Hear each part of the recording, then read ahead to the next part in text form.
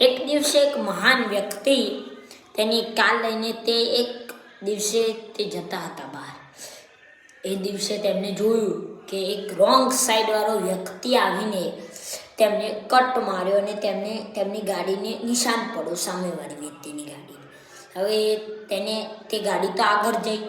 તેમને તે ઊભી રાખીને તેને એમ કહ્યું કે ભાઈ કેમ તું જોતો નથી? તેમને અપશબ્દ બોલવાના.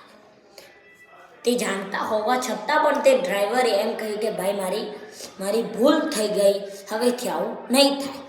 તે વ્યક્તિને નવાઈ લાગી. તેને પૂછ્યું કે તેનો વાંક હોવા છતાં પણ તે કેમ માફી માંગી. તેને સરસ જવાબ આપ્યો કે આવા વ્યક્તિઓ આપણને રસ્તાની અંદર અડચણ સ્વરૂપે બહુ મળતા હોય છે, પરંતુ તેમને ઇગ્નોર કરીને આપણે આગળ વધવું જોઈએ. તેમની વાતોને વધારે મન ઉપર નહીં લેવાની.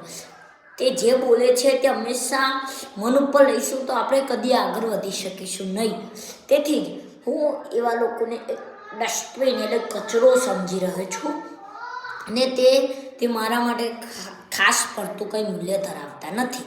અને અમુક સમય હા સ્વીકારી લેવામાં પણ મને મજા આવે છે. એ વ્યક્તિને આના ઉપરથી તેને એક બુક લખી, તો ઓલમોસ્ટ મને તો યાદ નથી, પરંતુ ગાડી એ કચરાનો ડબ્બો નથી એવી કંઈક બુક તેમને લખી હતી. અને આ પુસ્તક એક લેખકે જ લખ્યું છે.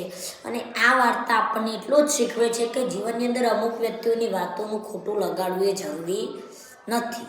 નમસ્કાર.